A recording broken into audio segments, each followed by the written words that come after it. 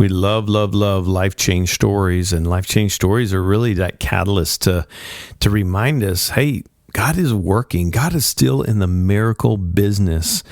And when we hear a life change story, what I love about it, even if we can't relate specifically, we can find our story in another courageous brother or sister in Christ as they share their story.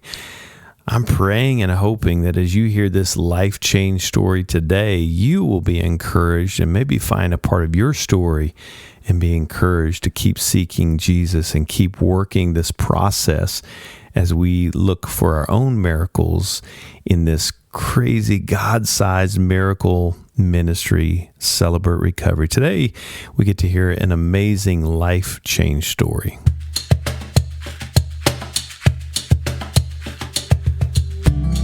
Welcome to Hope and Recovery, a Fellowship Celebrate Recovery podcast that shares hope and healing for our mental, spiritual, emotional, and relational journey through life change stories and recovery topics, all based on the Beatitudes in Matthew chapter 5 and the Celebrate Recovery principles, where Jesus helps us to face our hurts that get us stuck, the hang-ups, those core beliefs and how we see ourselves, God, and others, and even our circumstances that may be off and don't line up with how He sees us. It can lead to some unhealthy habits that get us stuck, maybe some compulsive behaviors, some defenses we've developed, people-pleasing, perfectionism, control, low self-esteem, whatever it is that ultimately have an impact on the relationships in our life. I'm a grateful believer in Jesus Christ. I struggle with drugs and alcohol and perfectionism. My name is Rodney. I'm the pastor and ministry leader of Celebrate Recovery Fellowship Bible Church in Rogers, and it's so good to be back with you here today. As I said in the intro, I'm so excited for you, no matter where you are today, if this is all new to you or you've been in it for a while, something powerful about testimonies, life change stories, and it takes a lot of courage to share our story, and I've got a gracious sister in Christ, Rebecka. She's actually one of our state reps in Northeast Florida, does a phenomenal job on a regional level, but also serves on the local ministry at St. Francis in the Field in Jacksonville, Florida, representing Jacksonville here today. But Rebecka, thanks so much for jumping on with us today. Thank you, Rodney. Yeah. Why don't you go ahead and introduce yourself? Yeah. Let's jump in. All right. So I'm Rebecka. I'm a grateful believer in Jesus. I struggle with anger, resentment, and I need to control my life. Hey, Rebecka. So glad you're here, and I just love you. And Glad to be here. You guys are just such great main staples in our ministry there in Florida, but even just as a state rep. So grateful for you, and thanks for coming on to share part of your story. Why don't we set the tee? Just kind of give me a glimpse of what was Rebecka's life prior to recovery. Can you give me kind of a snapshot of what that looked like? Absolutely. I was a broken 18, 19-year-old little girl trying to figure out life on her own. Life had thrown some pretty big curveballs at me as I was coming into adulthood, starting with the death of my grandmother, followed 6 months shortly after the death of my father. I graduated high school, met my husband. I thought everything was going good. I had it all figured out, and I was ready to tackle the world.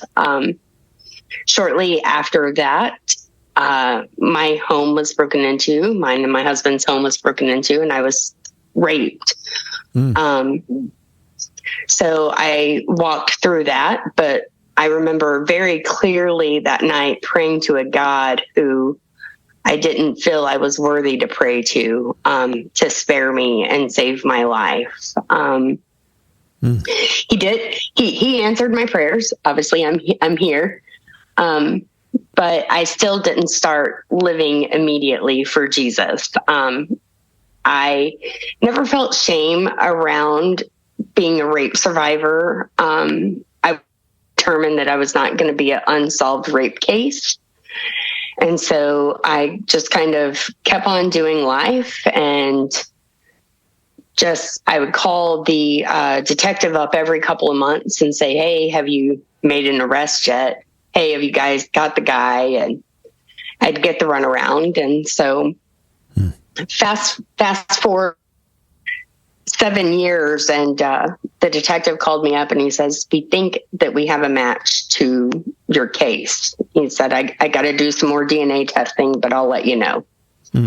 So 6 more months passed and I was still getting the runaround. So I called up a local news channel and I said, this has been going on. That evening he was arrested, and we started going through the trial process of conviction and victims impact statements. And so all this stuff that I thought that, I was doing great. Rebecka had it all together. She's hanging on strong and she's, doing it all. And well, and I feel like, I wanted to kind of jump. I don't mean to interrupt you. I just want to jump in there because I just want to feel the weight of that. I mean, how old were you when this rape happened, Rebecka? I was 19. 19, yeah. So, I mean, this has been your story, right? And it is your story. And I just don't want to go by this really quick because just feeling the weight of that, of what a 19-year-old girl is carrying in that space. And that's just a lot to carry. And I just didn't want to just go by that really super fast because for our listeners, it'd be like, whoa, what did she say? That's a lot that you're carrying. And that's a lot for anyone to carry. And here you're 19, you're going through this. What is going on in a 19-year-old with 7 years later, even when all this is coming out and all this stuff? What's going on in your heart? What's going on in how you see the world, how you see yourself? What's happening? Give us a sense of that, because this is heavy stuff that you're talking about here. Yes. What is that like for Rebecka? Well, it's very heavy. It was just one more thing that I just felt like I was the only person who could control it. I was the only one who could fix my circumstances or my situations. Time and time again, I had been let down by the adults in my life that were supposed to provide, protect, and love me. And I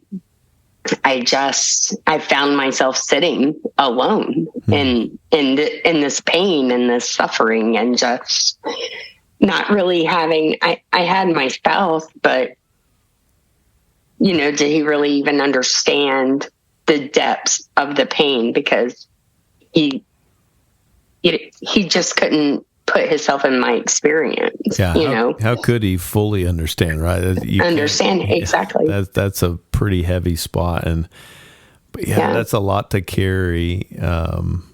Wow. So, what do you do with that? Take me? I jumped in on you, but I just didn't want to. No, you're good. I just want to feel the weight of that. But so 7 years later, now kind of what's happening next? I had a lot of misdirected anger. I was angry at God for a lot of things, taking my father, allowing the rape to happen.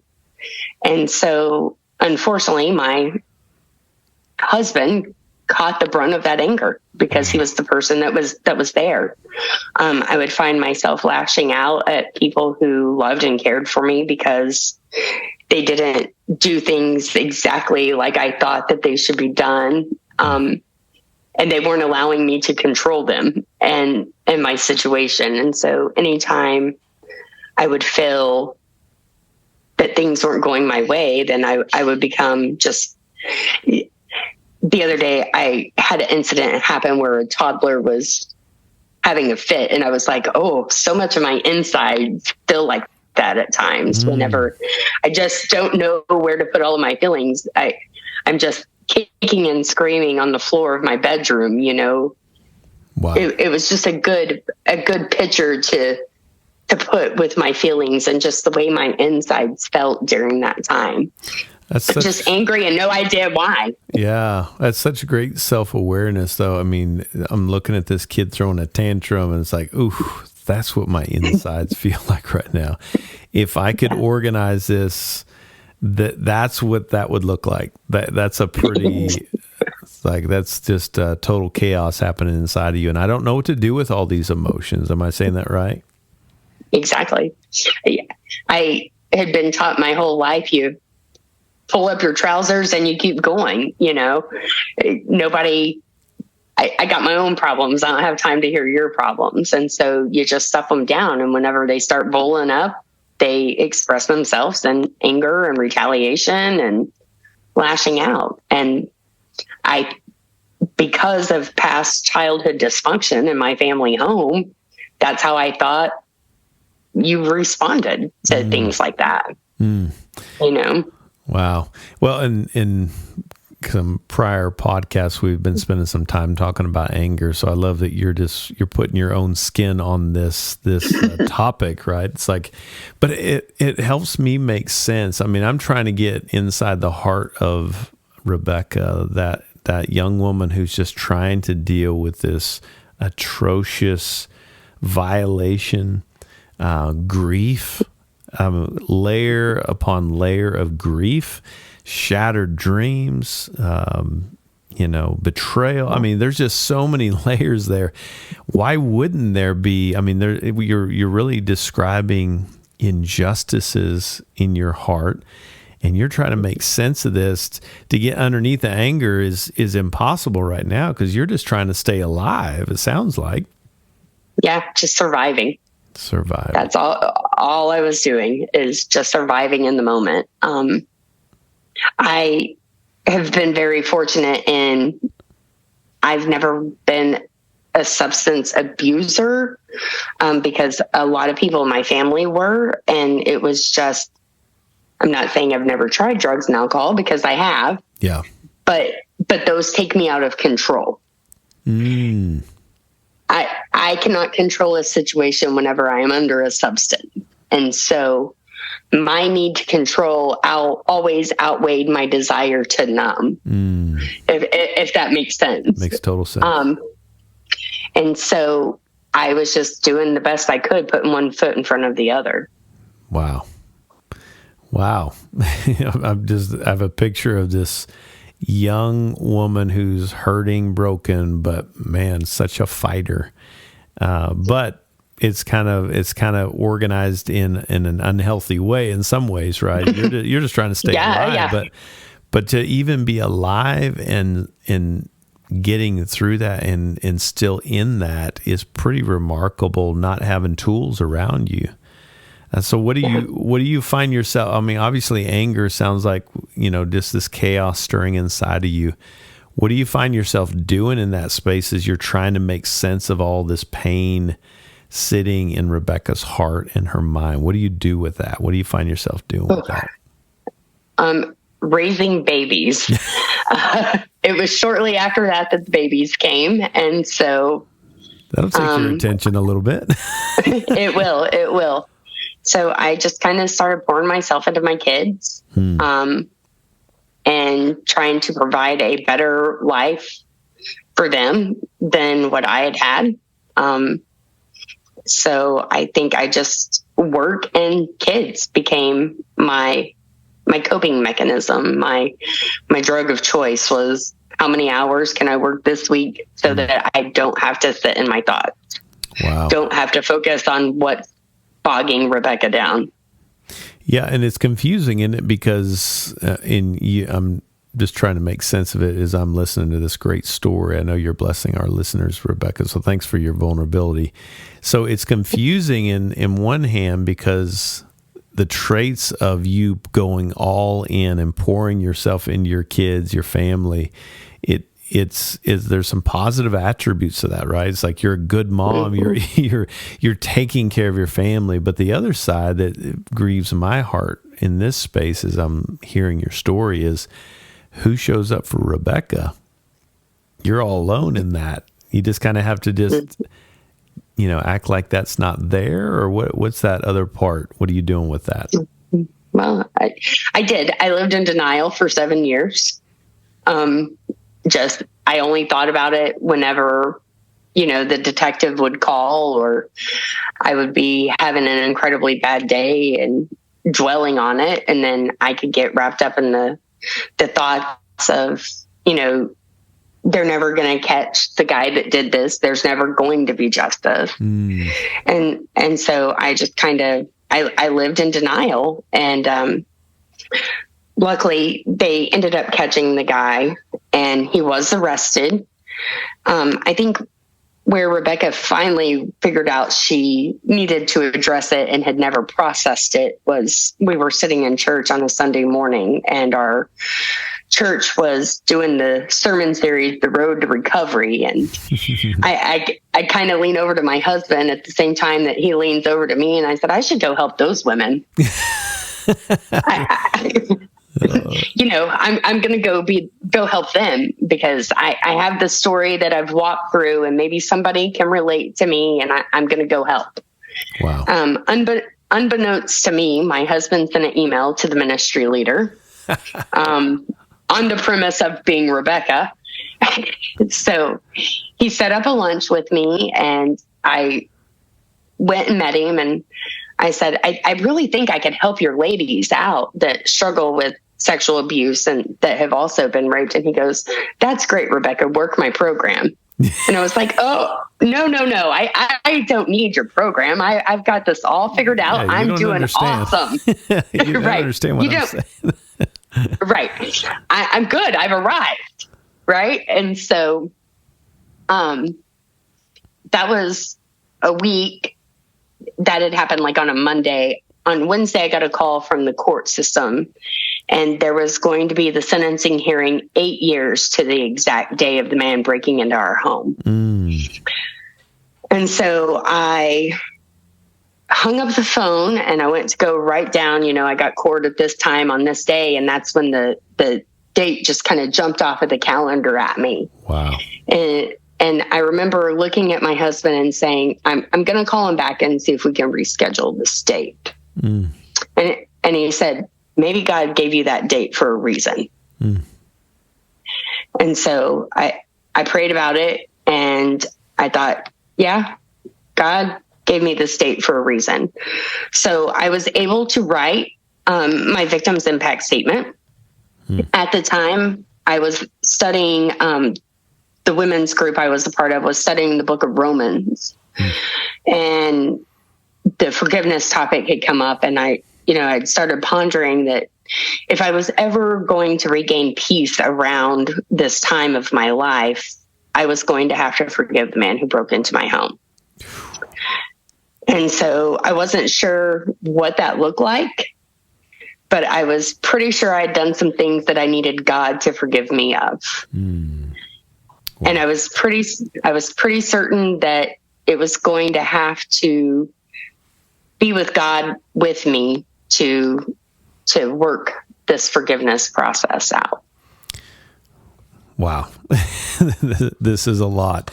And I'm absolutely being blessed by hearing your story, Rebecka. I want to take a super quick break here, but we come back. Feels like we're kind of turning the corner there, and just what forgiveness looks like, and the significance of that date, and kind of your breaking point. So, talking with Rebecka, sharing her life change story through Celebrate Recovery. When we come back, we'll continue the conversation with our sister. Be right back. Hey friends, if you're looking for a meeting here locally, please come see us. Fellowship Fayetteville, Fellowship Rogers, Celebrate Recovery every Friday night, 6 o'clock, Connection Cafe meal, free meal for first-time visitors, and then we go into our general meeting at 7 p.m., and we'd love to have you join us every Friday night. If you'd like more information, just go to fellowshipcr.org and join a community, a healing community, as we face our hurts, hang-ups, and habits and broken relationships. Hope to see you join us this Friday. fellowshipcr.org for more information. Welcome back. Talking with Rebecka. And Rebecka, I almost hated to cut you off there because it's such good stuff. I love what you said. Maybe, and Jay, your husband says, maybe God gave you that date for a reason. And we're starting to get into the reason here, and you felt like God was kind of whispering in your ear about forgiveness. And okay, how do I forgive this guy? Maybe I have something to be need to be forgiven for. What does that look like? And it feels like we're kind of moving into now. You're not just going to go help all those people. Maybe I am one of those people. And what's that pathway look like when you start leaning into maybe I need to forgive them? And gosh, is that even possible? What's that path look like? What gets you through that process? I should say. Yeah. So we had the sentencing hearing. I read the victim's impact statement letter to him, and the very next day I walked in to celebrate recovery for the first time. Wow. And I haven't looked back. The very first time going, I was like, I'm going to work the program because that's what the ministry leader told me to do. I obviously need it. I feel like God gave me back my date for a reason. And this is the path that he's laying before me. And so, wow. I've been all in ever since. So this is fascinating. So God gave me back my date. I love that. Is this date has a new meaning for you? It doesn't mean we act like that other hard thing didn't happen, but God bless you with a new expression and celebration of that date. So you go to celebrate recovery. That's got to be scary. I mean, yeah, you're going to go help those people. Now you're realizing, I am one of those people, and I've got to work the program. What is that like to walk through the doors of Celebrate Recovery with all this stuff, that grief and layer upon layer of disappointment and betrayal and shattered dreams and all this stuff? Was it scary? Was it exhilarating? Were you excited? Were you regretting it, dreading it? What was happening for Rebecka? I'm one of those rare people that Celebrate Recovery was at my home church. So it was not as scary as some CRs. There was comfort in the building. There was comfort in some of the faces because they were people I recognized from my church home. Yeah.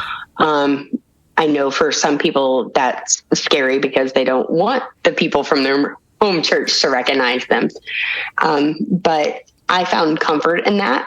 I found comfort in people being friendly, welcoming, and just kind of sitting with me, just not fixing, not recommending.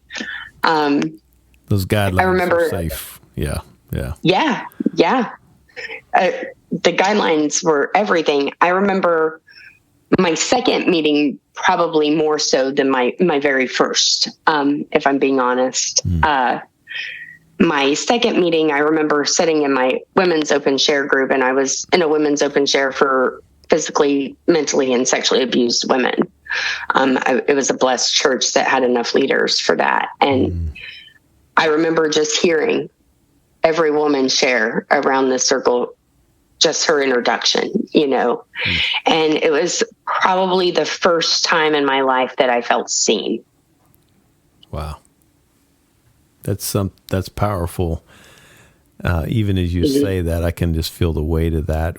And I'm just imagining, just so kind of the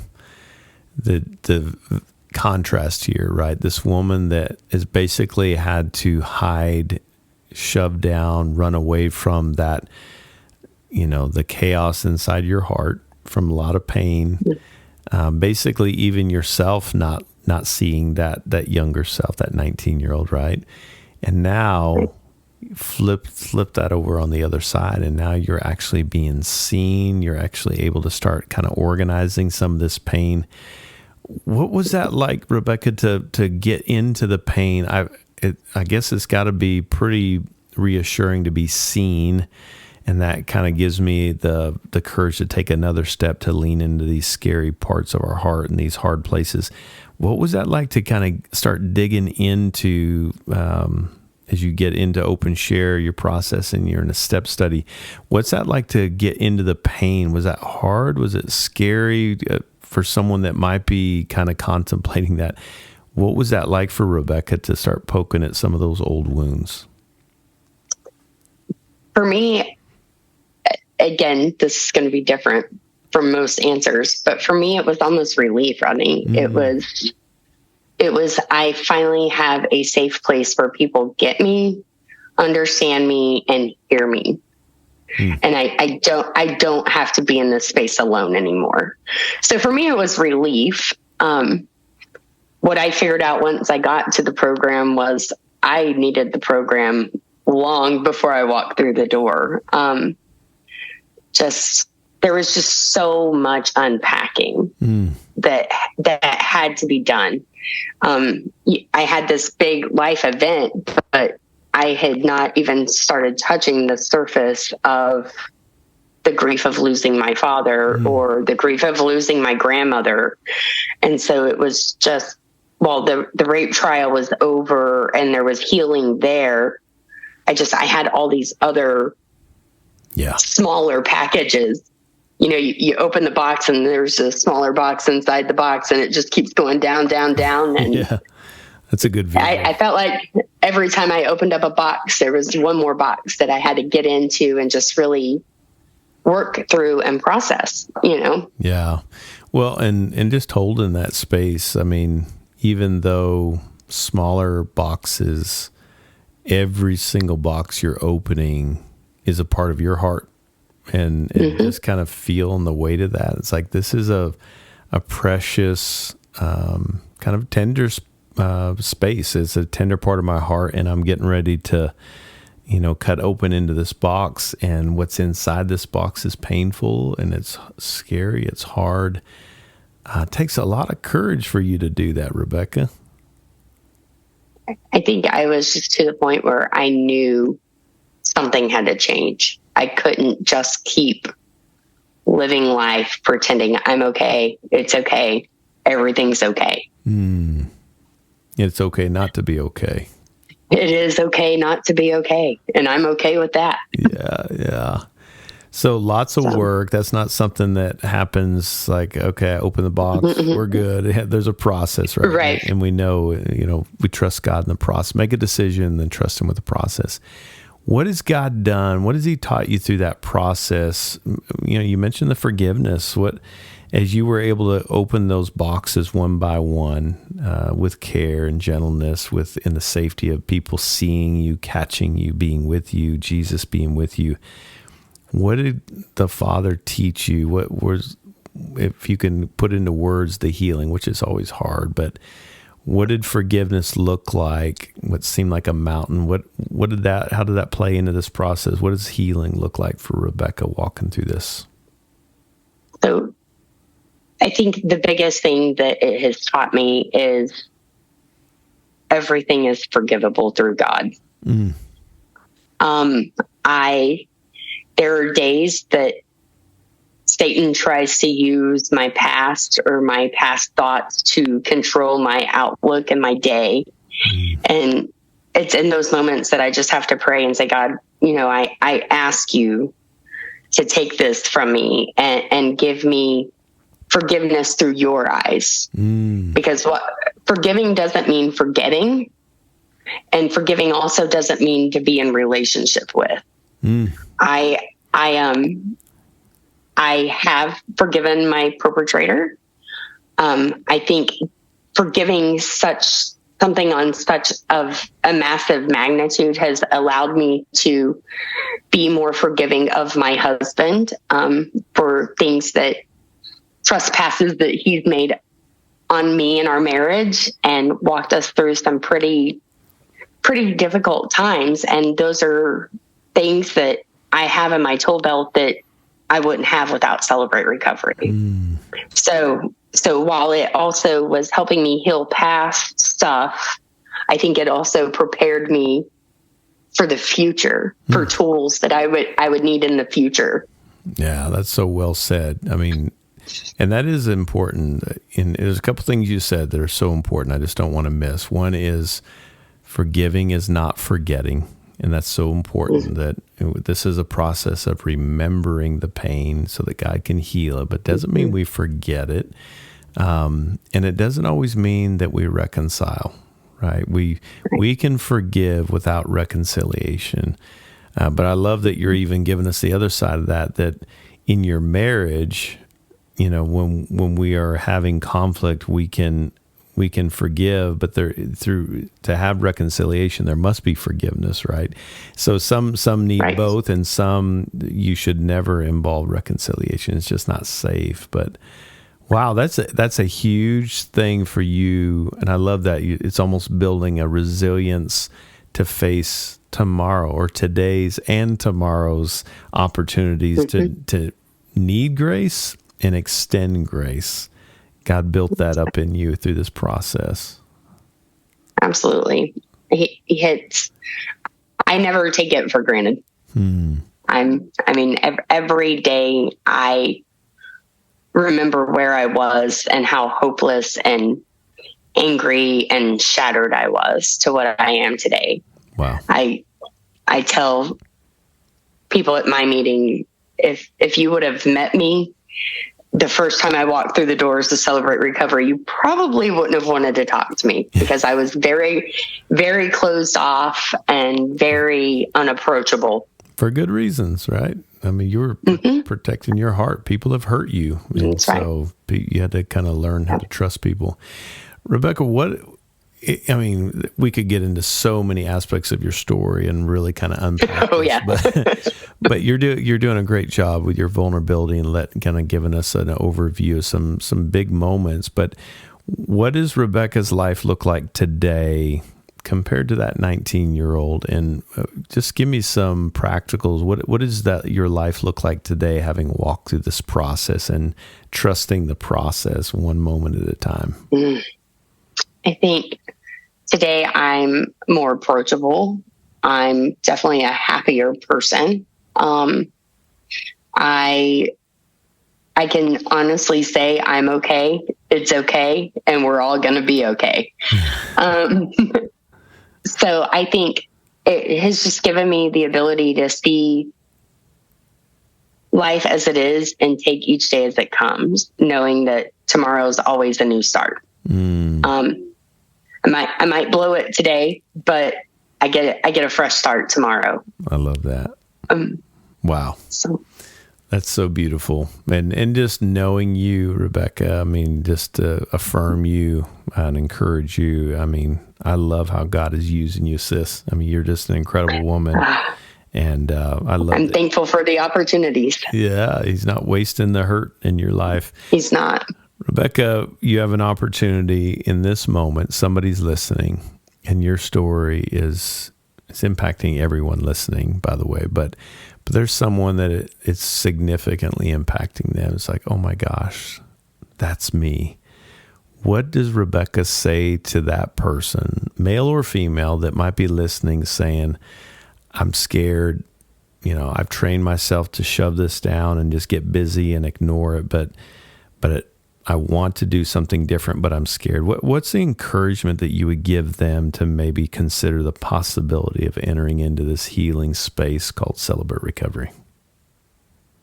I think my encouragement is that there is healing in telling your story. There's healing in speaking it out loud. And you have brothers and sisters who get you, love you, and want to walk beside you and lean into your pain with you. Well said. I love that. Yeah, beautiful.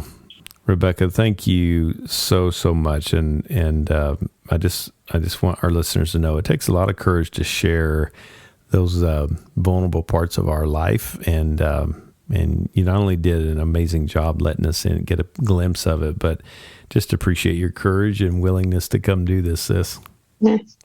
Thank you for having me. Yeah. And again, Rebecka is one of our state reps in Northeast Florida, just a great resource. But also, if you're looking for a meeting and you're in the Jacksonville, Florida area, I know that Rebecka would love to have you join them at St. Francis in the Field in Jacksonville, Florida, and join their group. What nights do you guys meet there? Wednesday night. Wednesday night. So check them out. At 7:15. 7:15. All right. Rebecka, thank you. Appreciate you, sis. Appreciate you, Rodney. I hope this has been a blessing for you. I know it has me. Wow, what a story. I don't care who you are, even if you can't relate specifically, if you're not encouraged, I got to check your pulse, because God is doing something amazing through another person's life, and it can be an encouragement for us. I hope it gives you encouragement to know that if God can do that in Rebecca's life, He can do that in your life too. And you're not designed to face this on your own. And I pray that you will join this healing community, this recovery ministry called Celebrate Recovery. Again, if you'd like to join us, there's no strings attached. So come check it out a few times. And if it's not for you, we'll help you find something better for you that works for you. But we're pretty excited about what God's doing here, and we'd love for you to join us. Go to fellowshipcr.org for more information. But hey, thanks for being with me today. I pray and hope that you'll join me next time. Until then, God bless.